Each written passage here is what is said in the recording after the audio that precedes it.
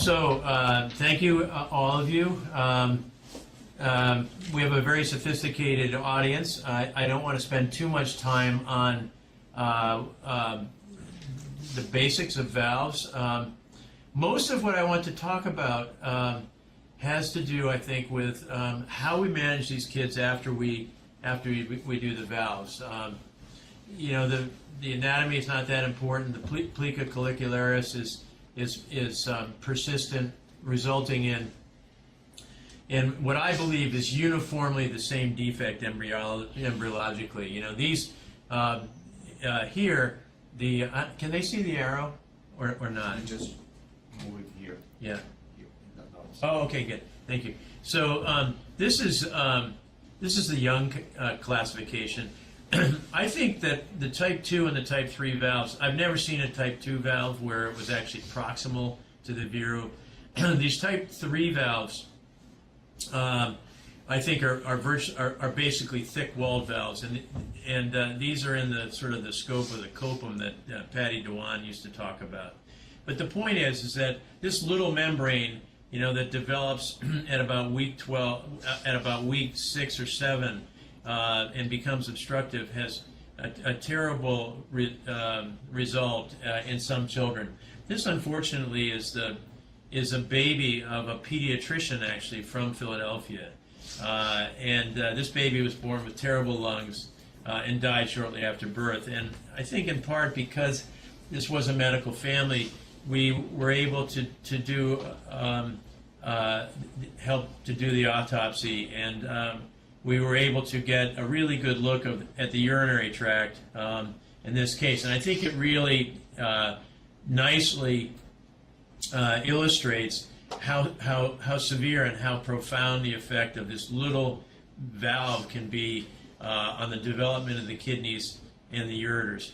Up here high, we see renal cysts, you know, regularly see terrible renal dysplasia, tortuosity of this thick-walled ureter that has had to expand to try to increase the total volume of the urinary tract to try to preserve the kidneys, and that's nature's way of dealing with that. A very dilated posterior urethra, a thickened, poorly compliant bladder, multiple cysts.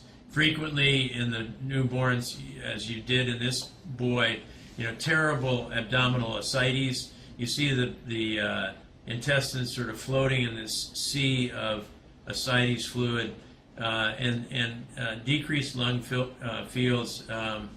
Not much urine, and this is an air contrast cystogram, which was done on that same specimen, and which I think really now shows you the thinned renal parenchyma, the dilated calyces, profound dilation of the pelvis and the ureter. And this is the effect, and I think this confuses us a lot. You see how the lumen is compressed as this ureter goes in through this thick-walled bladder. This is one of the things that I think has worried us as pediatric urologists, you know, through you know, the entire study of posterior urethral valves.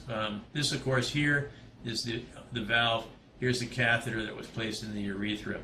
You know, terrible trabeculation of the bladder with some cellules that you see here. This is the worst of the worst. The real question is, in the babies that are fortunate enough to live into the newborn period, what do we as urologists need to do to safely address this? And I think there's been a lot of discussion as to where you need to divert. And I think in this early period when the kidneys are beginning to work, we're under a lot of pressure because the creatinine goes up, but a lot of the decisions, the strategic decisions we make in the first few days of life have profound impact on the development of the bladder and the ultimate rehabilitation of the bladder in these kids. And that's really what I want to talk about today. I don't think, you know, for those of you that are new to pediatric urology, or the residents that are here who haven't seen a valve, and interestingly enough, throughout my entire fellowship, I didn't see a single valve. But here is an interesting picture.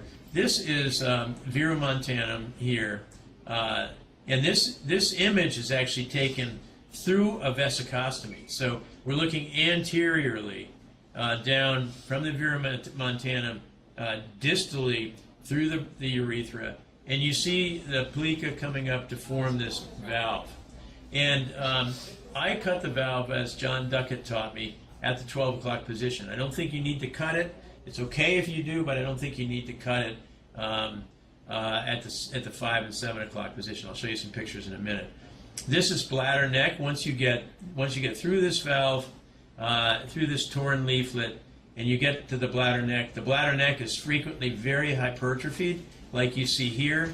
And this is another thing that you mustn't ever cut, because if you cut the valve and you cut the bladder neck, you will often create incontinence in these patients. This does not generally need to be cut and doesn't usually help with bladder emptying.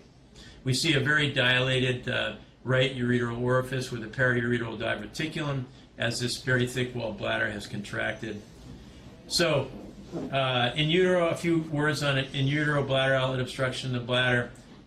This is driving decreased compliance in the bladder, poor bladder emptying, which ultimately results in decreased sensation of bladder filling with bladder holding and upper tract damage and incontinence.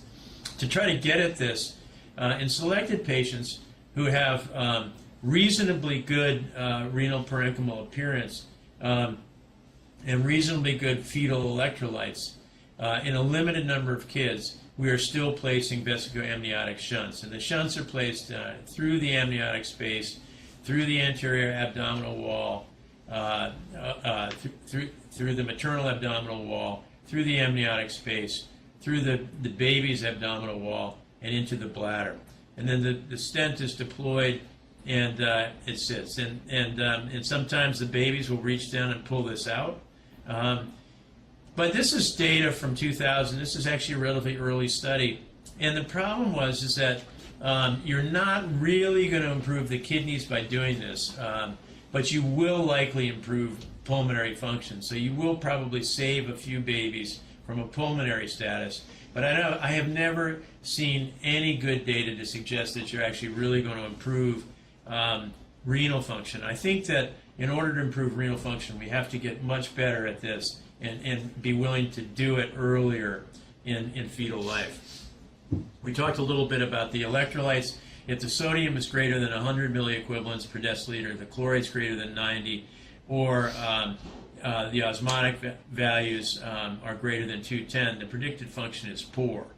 But if we get an initial poor fetal electrolyte series, we'll do a second and then a third tap. And if the trend is toward more normal fetal electrolytes, a sodium with a little more dilution, a chloride a little more diluted, and the osmolality a little more diluted, we will then go on to do them. This is an old-fashioned scope with a wire. I still use the wire. It works fine for me. We can deploy a scope that is now 7.5, an integral scope that's where the real French size is 7.5. Here are the valve leaflets, the 12 o'clock, 7, and 4 o'clock position.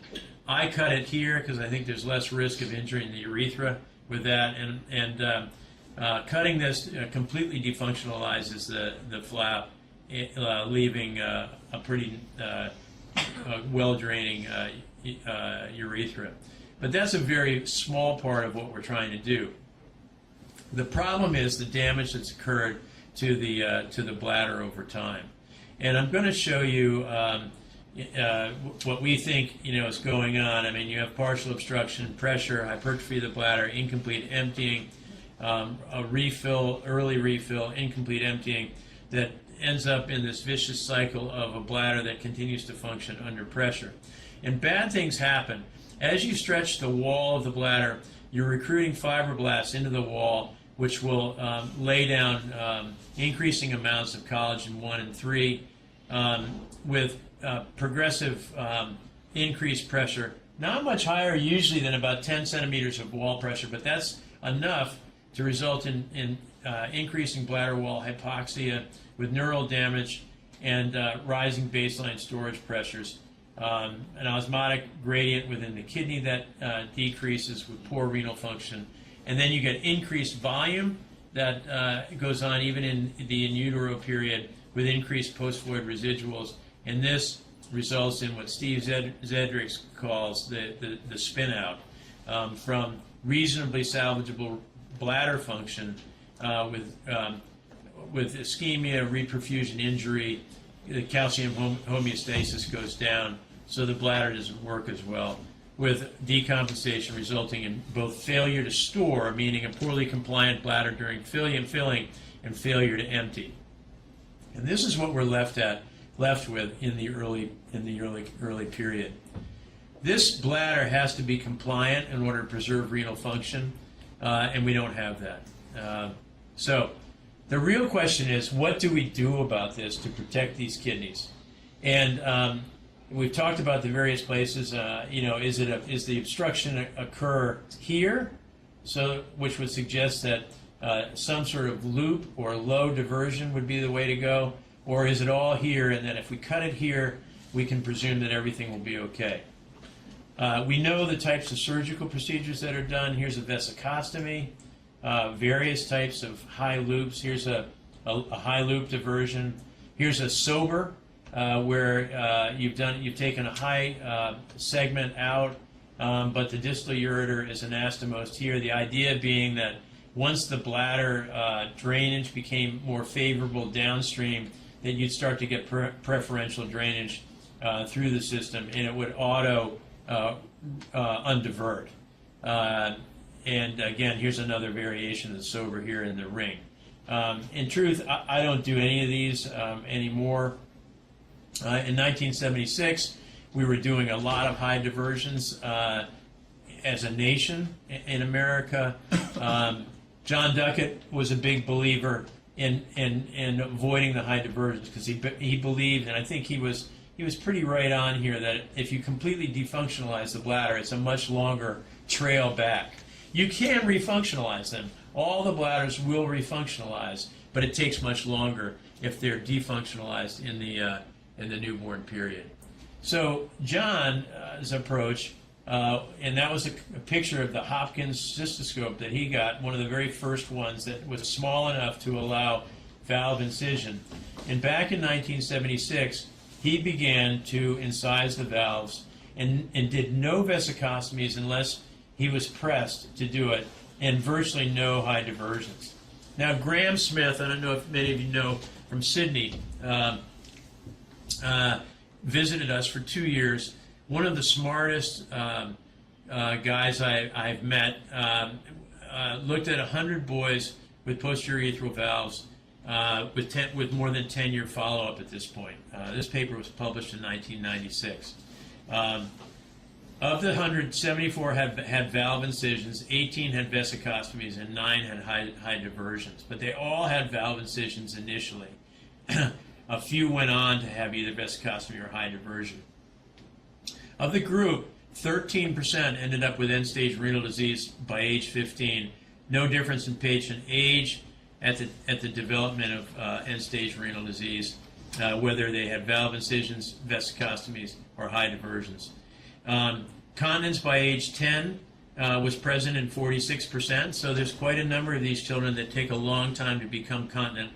And we had only one that was incontinent, regardless of whether they had high diversion or not, by age 20. But this one patient had a high diversion, and it took him a long time to develop continence. So avoiding diversion probably preserves bladder function and reduces the need for augmentation, and greatly reduces the number of surgeries because you don't have to undivert these patients. The real question that we all struggle with, I think, is if we divert them, do we get better? And I've just selected one of the images from the paper that we wrote and published in 1996 in the journal. And if you break them down, it looks something like that. These are the 74 that had valve incisions. These are 13 that had valve incisions followed by vesicostomies. And these are a few, 9, who had valve incisions, vesicostomies, and then high diversions. So the data looks a little bit like this. Of the high diversion group, of the valve ablation group, 3 went on to high diversions. Okay, they went from valve ablation to vesicostomy and then high diversion. Of the three, creatinine did not come down, and creatinine clearance did not come down in any of these patients. Of those that had vesicostomies, there were three that went on to valve incision, and none of the creatinines came down in that setting. And of the 9 that had early high diversion, 2 died, and 4 went on to valve incision. I'm sorry, 7 went on to valve incision, and one of these patients ended up in end-stage renal disease. Of the group that had valve ablation, of the 74 that had valve ablation, there were 39 who went on to valve ablation alone, and of those, 3 went on to end-stage renal disease. And the point I'm trying to make here is that the end-stage renal disease in the vast majority of patients is already preconditioned based on how the kidneys are at the time of birth. What was the most interesting group of all, though, to me, were those that had reasonably good kidneys that went on to vesicostomy. And there was one patient in that group that had an improvement in creatinine clearance and a decrease in the serum creatinine. One patient of 100 actually benefited from a higher than bladder outlet diversion. And that boy had this done at age 4. And I think it was at a point where he was beginning to go through potty training and retaining urine. And so for us today, primary valve incision remains the procedure of choice. There's a rare benefit in this series, 1%, from a secondary vesicostomy, which tells me that we need to really concentrate hard on the few patients that are going to go through potty training that have not been diverted to a vesicostomy, who then go on to hold, because they don't feel the bladder, and many of these kids actually, if they have significant dilation of the upper tracts, the only way that they know they have to void, because the bladder never stretches enough to give them the feeling to void, is that they end up with back pain. So we actually have to teach them that when they have back pain, they have to void. And we put them all on a time voiding schedule. We manage their bowels as well very carefully. And I think with this recipe, you can avoid augmentations. This series, there wasn't a single patient that required augmentation. But we were very patient in waiting for them to develop continence. So, yes, I believe there is such a thing as a full valve bladder syndrome. It only occurred in 1% of the patients. But don't let this narrowing fool you into thinking that we have to do high diversions. It's purely the result of this thickened bladder wall. I'm not saying that you're going to hurt these patients by doing the high diversion. In some cases, I admit we need to do that to satisfy our nephrology colleagues who are struggling with these babies that are so sick early on.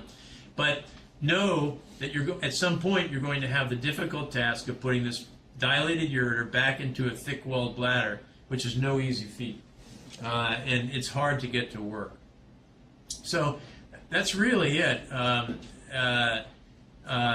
I think we can minimize this progression from normal intact urinary tract to undiversion and then back to diversion and back to diversion by staying our hand early on and avoiding even vesicostomy if you can get away without it, knowing that if you're going to deploy a vesicostomy, as long as you've been able to effectively do a good job with a valve incision, and there still is the odd small preemie that that benefits from a vesicostomy, but I think it's a very unusual group. But we do salvage them all. If you wait long enough and you're patient long enough, the bladder actually will accommodate the thickening in the bladder wall will accommodate over time. And most of these kids get better. And if you're tempted to do a vesicostomy, what I would recommend that you do, take the child to the operating room, place a small catheter, leave him to take an ultrasound before you start, and a creatinine level before you start. Put the catheter in, leave him to drainage for 3 or 4 weeks. The ultrasound will look a lot better in almost all cases, The creatinine usually in my hands doesn't come down, 1% of the time. But you can show that then to your nephrologist and say, okay, we can do the vesicostomy if you want, but we're not going to improve the serum creatinine. The X-ray will look the ultrasound will look much better, but the baby will be worse off because he'll be that much further behind in struggling with his continence. And so high risk, this is a high risk period. We'll do the valve incision. As long as the hydro comes down, we don't do a VCUG afterward, as long as we feel like we're doing well. And we might see these children once every 6 months to even once a year, age 1, 2, and 3. Beginning at about 2.5, though, we start to see these kids every 3 to 4 months to make sure that we're not seeing the upper tracts redilate as they're learning to hold the urine. And we do a lot of training during this period of time. So that's really all I have, just a little bit of philosophy and one paper to show you, but I think we're doing better work by avoiding the high diversion. That's great. Thank you. Thank you very much, Doug. Thank you very much, Dr. Judge. Well, anyone would like to make a final remark, Salvador or Bira? No, I think that was beautiful. He did an excellent view of this problem, and I do agree perfectly what he exposed. I think that the ablation of the valve should be the first thing to do. Nowadays, I use a very thin pediatric ureteroscope to fugulate that valve with laser that works quite beautifully. And all these things for we that are old in this business are familiar, and really the valve bladder is, or the bladder is, the valve itself is still a challenge. You have to be there as early as possible in order to save that urinary tract. I must say that was my pleasure to have our foreigners guests that really illustrated our meeting.